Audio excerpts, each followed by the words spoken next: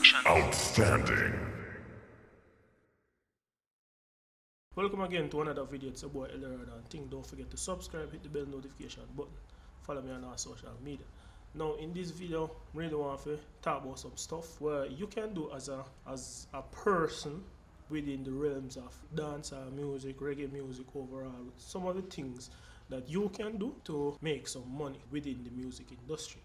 So say for instance that you're a beat maker, a producer, or a person who is just recording in the studio as a recording engineer. Now there are several ways you can go about to make additional money to invest back in the music. In this video, as you can tell, I'm going to share some of the things that I think you can do, some of the things that I do, and probably some of the things you can really think about doing. For me personally, I'm going to start from there. I am a producer and I make beats, and I am in the realms of doing music videos for artists. Now it was a major step for me moving from one thing to the next in order to get more money to invest in the music. But the thing is with me, whenever I get a large sum of money, I tend to invest it back in the music to get additional things to make what I'm doing even better, or I can venture off with more things in the realms of dancehall and reggae music. Now say you're a beat maker. I know some beat maker in the realms of dancehall and reggae music that do artwork for artists. Now artwork is very important also because you need it to publish songs to other streaming platforms like Apple Music, Spotify, Audiomack, so on and so forth. Now for me, I do not make artwork because I do not have such talent to not saying that it wouldn't be possible for me to make artwork. It's just that I personally lack that sort of imagination. So for me personally, I hire or pay a graphic designer to design my artworks, and this sort of things from me to other people in the realms of music is like spending more money in the music. You spend money with me, I spend money with you, and so on and so forth. Now for artists, also you have some artists also that do make artwork. So if you can use one hand clap the other and it want to benefit for a mutual agreement, then that is good also. But sticking to the realms of making money and so forth. For me, last year I started to get some equipment to do film, or should I say music videos for artists, and the production that I do, because I work with a lot of artists, and there are times when a video is needed for the project that I'm currently working on, and I also do videos for other artists. I'm kind of selective about it. It's not something I venture off in a very deep, like a dedicated videographer, but I do and make sure that other than mixing music, there's something else.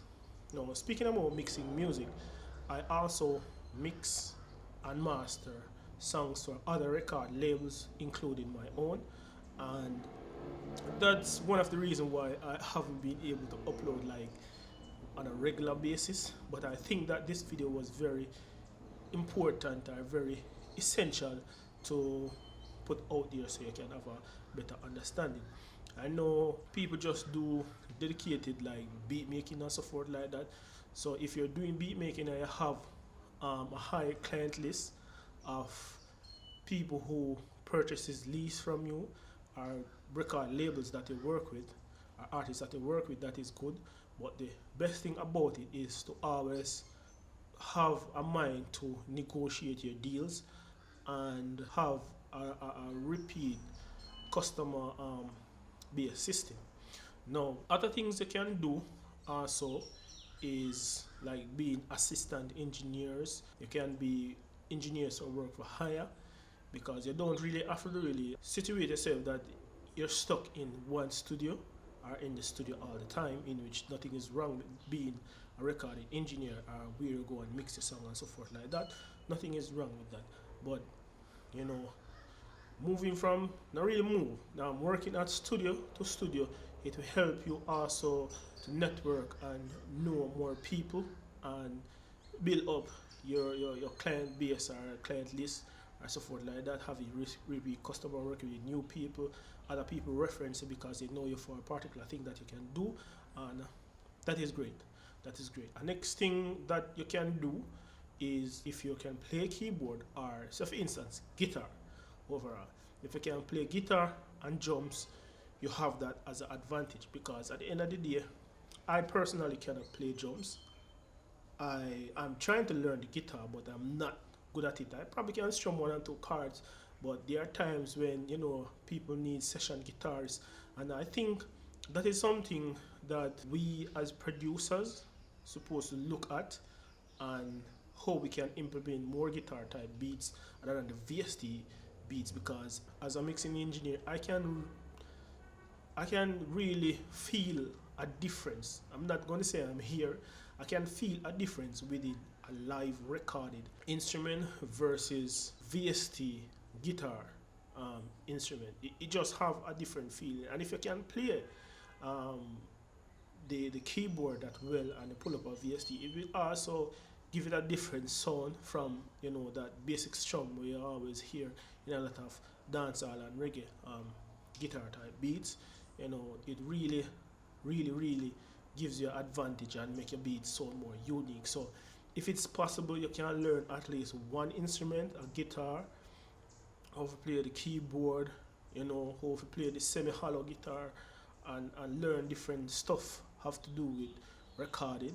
You know, you will end up being an advantage for you, because you can enable you to be on other projects, and whenever you do collab, you can also do something unique, so you're always on that project. So if it's a case where you always use keyboard and just clicking in stuff like that, it's good when you can do the same way, but when you can do something unique for a collab project, I think that will help you to stand out more doing music overall. So as a quick recap into talking, what you can do to earn money as a dancer producer is, as a recording engineer, you can mix songs, you can master, you can do music videos, you can do artwork, you can be a session player, you can play drums, you know, you can be a session keyboardist, you can be an assistant engineer, and you can help with promotion.